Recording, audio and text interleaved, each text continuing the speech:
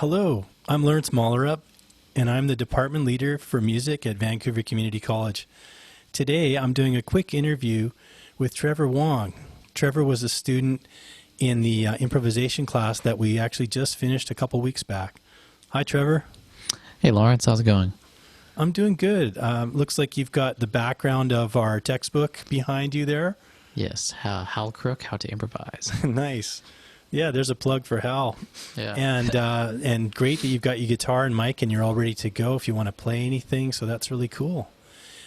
So yeah, in this interview, I basically just wanted to talk with a recent student who was in my second year class of improvisation, and just sort of get a sense of what you liked about the class, what worked for you, and maybe just talk about life at VCC in general. So why don't you just go ahead and fire away?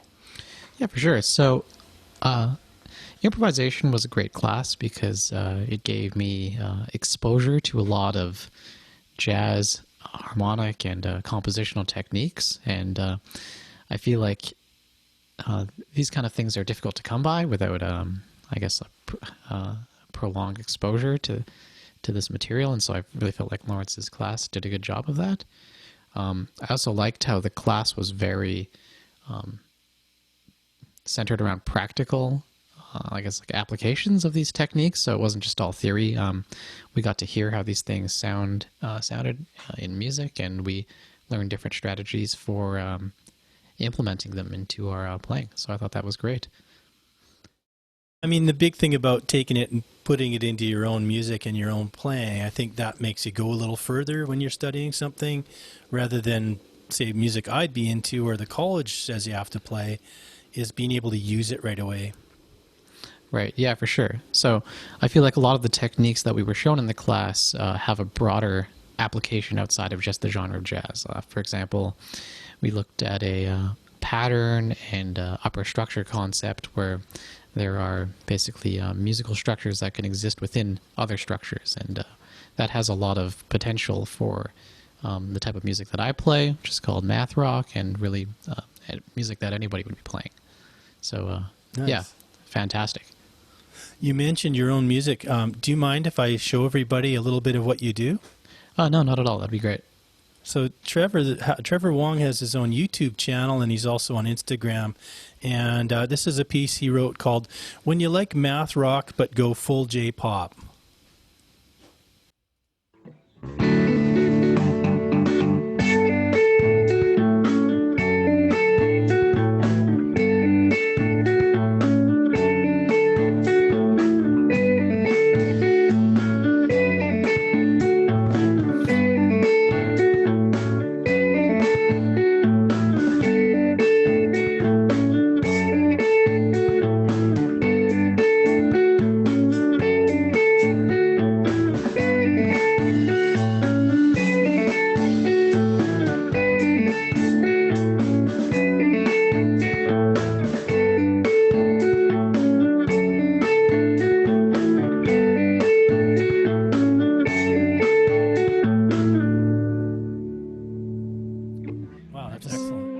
Sell that to a Japanese music producer, and then I'm set. No, that's really great. Awesome. Oh, thanks, man. Pause that now. Yeah, and I also noticed like you're playing drums as well, and you're doing two-handed tapping on your guitar there. It looks like a fairly not a complex pattern to play. A lot of times when I see tapping, I just go, that looks too hard, but that looks like something I could learn to do if I spent some time on it. And it's also got a really there's an emotional content to the way the diatonic chords work, right? It sort of makes you feel a little bit wistful or something. So there's a setting to what you wrote as well. Mm-hmm. Yeah, a lot of major triads and that sus2 sound, you know. Yeah. I could totally see that in a Studio Ghibli movie or something like that. Yeah, that's definitely where it takes some influence from. That's awesome. Yeah. So so then when you write your music like that, you might use some of the upper structure stuff that you worked on in the improv class that we talked about a fair bit this term. So you also were talking about sort of just seeing the fretboard on the guitar differently, and maybe you could talk about that for a second as well. Yeah, for sure. So In improv, we explored a lot of repertoire, and so jazz repertoire involves a lot of different chord changes and scales and things of that nature. And so just by taking this class for a year and having to learn a lot of different pieces, that's, I guess, helped me to really learn the fretboard, because it's put me into a position where I guess I was working on a lot of really fretboard and theoretical based material that I might not have had I not taken the class. So, for example, learning all of the arpeggios for like 10 different standards is like a really, I guess, challenging and rewarding workout, and it's something that has definitely changed. Just like, I guess, my awareness of like where notes are on the fretboard, and also like how chords are spelled. So, yeah, that was good. Yeah, so for sure, that's one of those basic things of just finding all the notes and all the relationships. One of those lifelong tasks when you're a string player, like you and me both are. Mm-hmm. Yeah. I was also going to mention, I think before we did the this sort of interview, we had talked a little bit about melodic playing and melodic interpretation. And for string players to play along with a voice and try to mimic everything a voice does is a really great assignment. And I thought that worked really well for you in the class. Do you want to talk about that for a second as well? Yeah, for sure. So I transcribed a Frank Sinatra version of the song "Have You Met Miss Jones," and I played along to it. It was something that I'd never done before, but I found that it was really useful because it helped me to understand, I guess, like vocal phrasing. I guess the way that a vocalist will sing and interpret something is really different than the way that a guitarist might.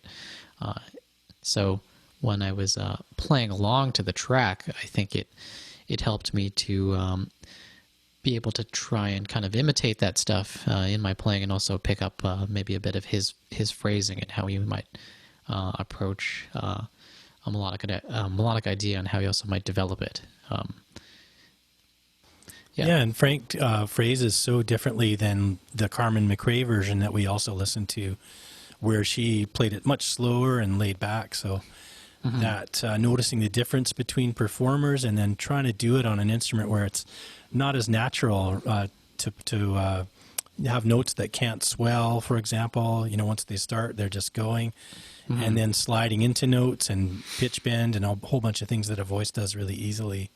Yeah, for sure. One thing I noticed was that he didn't like exactly repeat or all the phrases that he did. Like there'd always be some slight rhythmic variation, and so it's pretty interesting. It's like it. Yeah. I guess Yeah, it wasn't like set in stone every time.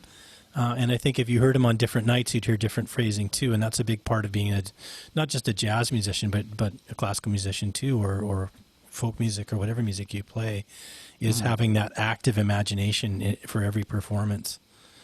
So awesome. Yeah, so thanks for coming by, Trevor, virtually. Yeah, no problem. It's been great to chat with you about improv at VCC. And I want to remind everybody, Trevor Wong Music, he is not the hockey player. So if you look for someone on the Kelowna Rockets, that's not our Trevor. But give them a thumbs up too. And he's on Instagram and on YouTube, very popular. What do we call you? An influencer on some of those channels now. I guess so. So thanks a lot, Trevor. Yeah, thanks, Laurence. Okay.